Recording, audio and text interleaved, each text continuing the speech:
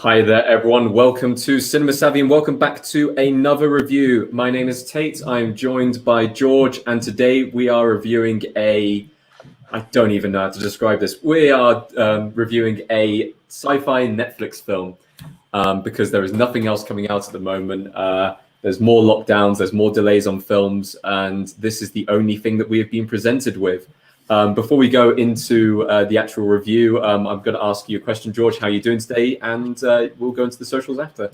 I am very well. And there may be people thinking, oh, we didn't know this film was coming out or this review was coming out. Well, neither did we. As we always say, things can be very last minute. If you have seen this film, comment along your thoughts on it. If you haven't seen it, we're going to be pretty honest with you throughout this. And if you want to find out where to find us, it's on Facebook, Cinema Savvy, Twitter, @Cinema_Savvy, because this was last minute. I literally messaged the group chat last night, probably about 9 or 10 o'clock. I was like, I'm about to watch this. The best way of saying it is just another Netflix original film. And it's not like the prestigious ones. It's not like, oh, this is coming out, that's coming out. It's like, oh, I'm just going to put it on in the background. It was that kind of question, that kind of Netflix film. And so if I don't want to watch it, then you volunteered, because I would have happily done this alone. And I was like, just to be clear, like, this isn't like me saying you need to watch this film. This was very much last minute. Says, we'll chuck a review out, and here we are, a day later. Probably the most pathetic social media attempt I've ever done. But there's people wondering why we're here. But there are other things coming up. But if you have seen this film, or if you do want to watch the film, stick around, because we'll tell you what other films to watch instead, probably at the end. Because as you said, you don't know what it is. Is it war? Is it sci-fi? I was having the exact same thoughts earlier when I was really thinking about this. Kind of getting into this, we always say, is this what have we seen trailers? I know nothing, but this is a new action film with Anthony Mackie, and he's got weird transparent hands. It's been on my Netflix homepage for a day. I've seen it on Twitter for a couple of days. I was like, okay, do I really want to watch this? Not massively, but I'm willing to give it a go because it's mid-January, and this is, I know there have been other releases from 2021, but this is the first 2021 film I've actually seen. Yeah. Sadly, it's also the first 2021 film that I've seen that's brand new. I want to add to that because I've been watching back through all the Bond films, and I've been watching other films as well this year. The thing that I can say straight off the bat with our first impression of this is regret, complete regret. Why did I watch this? It's awful. This film is terrible, and we've discussed this beforehand on how we could describe how bad this film is. And I was going to compare it to a bad film that everyone knows and everyone loves, which is The Room by Tommy Wiseau, which is a film where you can watch it, you can have fun with it, you can laugh at it, it's bad, but at least you can kind of go along with it. This film is, well, George, I think you described it best, a 2-star film. It's bad, it's boring, but it's not bad enough for it to become funny. It's in that kind of limbo of being just plain bad, and it's very difficult to watch. Yeah, I don't want to blame it on Netflix, because I always have this issue of Netflix with their original releases. HBO Max, like, oh, we've got 17 asterisk dependent on court cases. The Netflix dropped a statement last week saying we've got 71 original films this year. And I'm like, you want quality, not quantity. I love the fact that as a medium, directors can go to Netflix with their ideas, or actors that can to produce stuff, and they'll more likely green fund it. They leave them to it, let them make the film, come back, and it gets released because they want content. And I'm not saying Netflix needs to be a studio that sort of gets on people's backs, no, but there's a lot of plain sailing average films that make their way onto streaming. Now, I'm not going to sit and have a debate about the good and bad of streaming. There's obviously arguments for all sides of it, but as far as the premise goes, this is in the near future. A drone pilot sent into a war zone finds himself paired with a top-secret android officer to stop a nuclear attack. That is the basically same premise as pretty much 90% of C-list war films. It's this new character in a new environment doing something new with this shady individual, and they're going to save the world. And the criticism is always save the world. Me and Chris spoke on Friday about WandaVision. I said, it's nice to have a Marvel product that isn't saving the world or universe for a change. And there's a time and place for them, but it's that very traditional, can you tell a confined war story and not make it about mankind? Not really. No, this had to tinker with Cold War politics, modern warfare technology. And when they add in the sci-fi elements with it, it's actually just pointless. I mean, you think of so many great recent films with sort of, I mean, not even sci-fi, androids in for a start, and I've already forgotten the best one, which is the Oscar Isaac one. Ex Machina. Ex Machina. Straight away, that set the standard for any sort of AI film ever created. I think that is the one that everyone goes to. No, I prefer her over Ex Machina personally, but that's less of a war. Yeah, that's less of a kind of a conflict film. That's more of. I just see it different because it's an app. But no, I get what you mean. You mean. Exactly. Yeah. But I think for this one, this is where I struggle because I love that sci-fi war stuff. You know, I was thinking earlier, I did the social media. It's like, let us know your favorite sci-fi war films. It's like, Edge of Tomorrow set the highest. I was like, Starship Troopers, absolutely. Yeah, of course. And I think it's such an interesting genre, but the science fiction pretty much has no impact on the story. Yes, there's a character arc, but it's as predictable as any arc you can imagine. And I think the problem is that it's not just the premise, but the characters. I think this has been written. I say it's written terribly, but I think it's so predictable. I want to say it's possibly written terribly. This isn't really a spoiler, but I'm pretty sure they said the word Prime Directive at least twice in the film, which is something you have to say when you've got an android character in a film about Prime Directive and stuff like that. But actually, I was looking into this because it was very interesting when you were talking about people who produced the film and went into that side of things. The lead writer on this film has never done a film before. He's only done video games. He wrote the story to Crysis 2 and Crysis 3. He wrote the story to Tom Clancy's The Division and other games like that. So he's a war game film writer, but he's never written a film before. And after saying that, doesn't that make a little bit more sense whilst watching the film? Video game really does. This would, I feel like this would actually work as a game, but maybe not as a film. It'd be a bad game, but it would work as a better medium. Yeah, no, that's interesting because with the drone stuff, I mean, this isn't really a spoiler, but the main character you meet in the opening scenes, he's a drone pilot, and he basically chooses to kill 2 soldiers to quote save 38. When the reality is that they could have all been saved if it had given them an extra minute to do it. And he gets sent into the war zone because of that. That is quite literally the premise. And from that moment onwards, it's really hard to align with this character. And you think of video games, certainly I think Call of Duty is probably a really obvious glaring standout. Where it's like, oh, you know, you've got your kill streak, he's done his drone attack, he's done this, and now he's with this new AI commander. And now you've kind of pointed out the video games, if it stands out quite easily because that premise would work better in a video game, but transferring that from game to film is very hard. And I could be in the wrong. I don't think you get many writers that do both video games and films. We know Nolan spoke in the past, and he even did an interview saying, you think it's complicated making a film, try looking at how video games are made. And I think that answers a lot of the issues. I was going to say, the closest person to toe in the line, I guess, would be like Hideo Kojima, whose video games almost feel like films.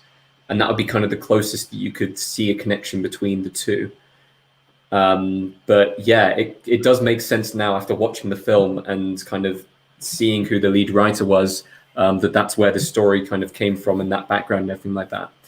Going into the characters, our 2 main characters are very cookie cutter. You could put any actor into either role very easily. But Netflix just so happened to go with 2 characters who are definitely under contract. Anthony Mackie and Damson Idris are the 2 main characters. Both have appeared in Netflix things before. Both have appeared in Black Mirror whilst they've been owned by Netflix. So obviously there had to be some kind of negotiation in there or something like that. Maybe they picked them up because they'd used them before as actors. But it's a very unusual reunion as they were both in separate episodes of Black Mirror, but they came back into this weird kind of sci-fi premise. Funny about that, Black Mirror did an episode on the horrors of war and sci-fi, and it is way better than this. And that's one of the worst episodes of Black Mirror. So there you go with that one. Other than that, we get a brief cameo from, we said his name beforehand, but I can't remember his name now. Euron Greyjoy. Euron Greyjoy. We don't know the actor's name. I can never pronounce it. It's like Pilo Abrigis. I really can't pronounce it. It's so bad. From Eastern Europe essentially. Yes. Lovely guy at conventions, but I've never been able to pronounce the name. But he popped up. I was like, oh my god, They've got Euron Greyjoy in. He was one of the saviors of the final few seasons of Game of Thrones before they then decided to cock that up too.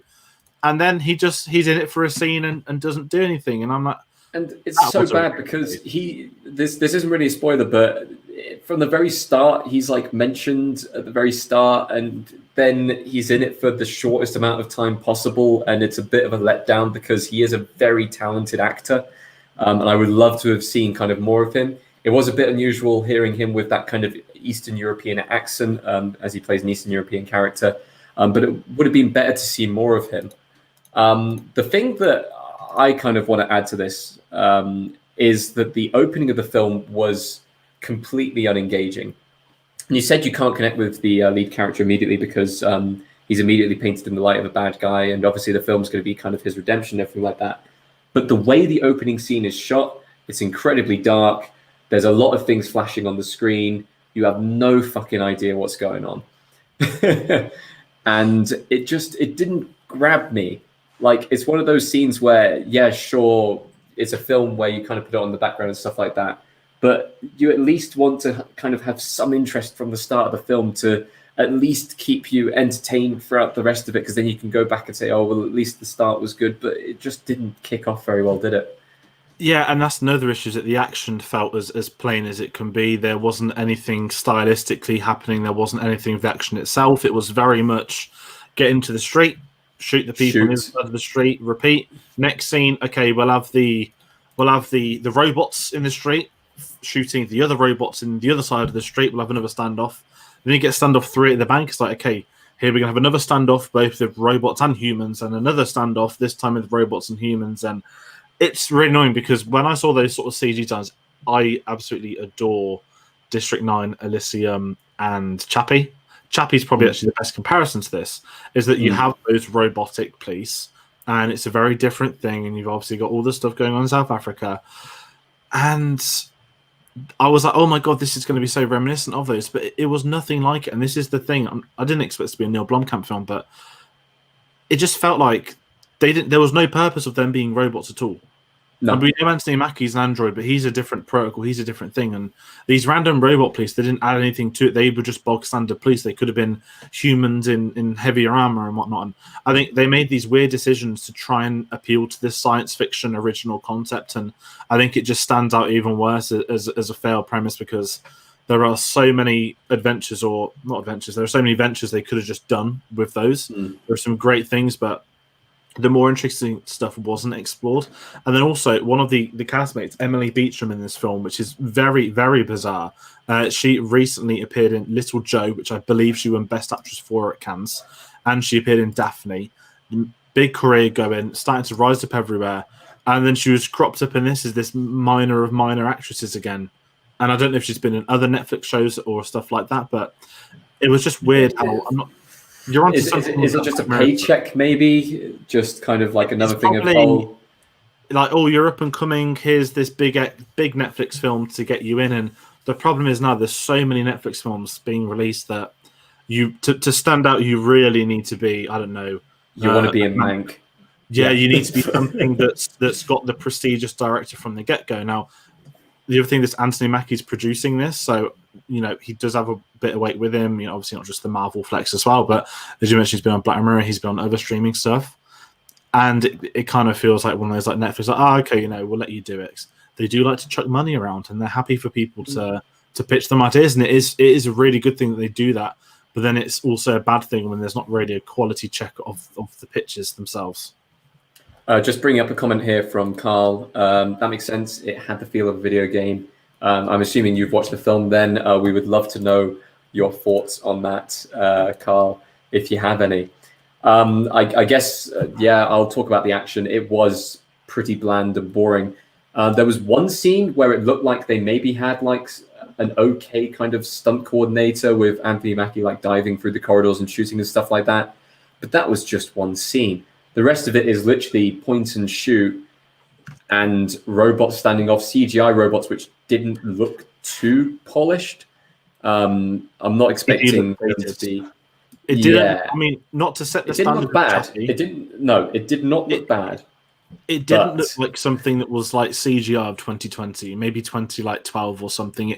It felt slightly yeah, outdated for a new release for the CG they tried to do. And they're weird. The robots are like dogs, like they go on all fours and there's a cannon, or they're just like normal police. And there was something that I did notice in one of the scenes. They reused the same shot 3 times, and I wonder if people will go back and watch this of the robot getting down on all fours in front of the bank and the cannon coming out. They did it 3 times, and I was watching it. I was like, hold on, they've just done that shot again. It's the same kind of CGI model doing it again. And, oh, they've done it again, but they've mirrored it. So a little bit of lazy filmmaking there.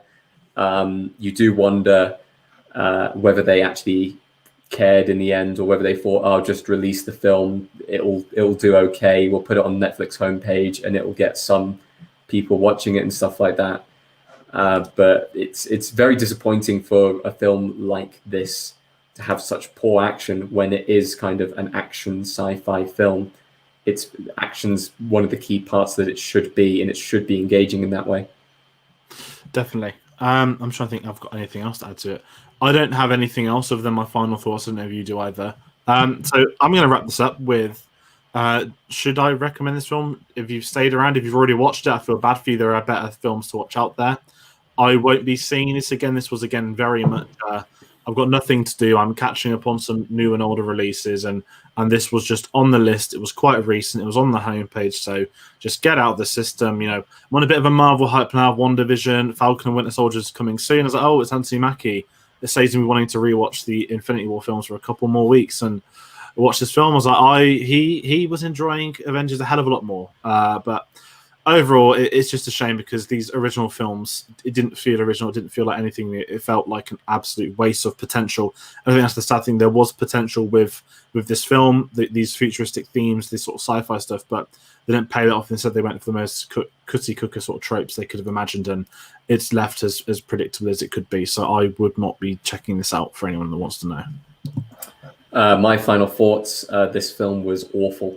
If we get enough films this year to be able to do a best and worst of the year list, guaranteed this is going to be on there. I genuinely don't think there would be kind of maybe 4 other bad films, but this will definitely be on the list. This was pretty poor as far as a film could be concerned. Just completely unengaging. And yeah, I would highly not recommend you to watch this film.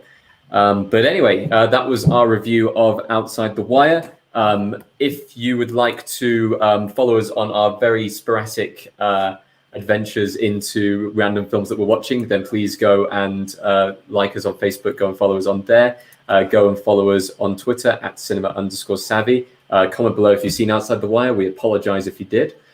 Don't forget to comment, share, and of course, subscribe. We're trying to meet our next sub goals as soon as possible so we can set new targets for the year. And also, if you would like to pick up a tee, then go to TeePublic. The link is in the description. We're technically international now with these tees because I'm in Austria wearing one. So we're getting our global outreach out there, and I'll try and pick up a crowd here in Austria as well to watch along with our videos. But anyway, thank you ever so much for watching, guys, and we will see you in the next video. Bye for now.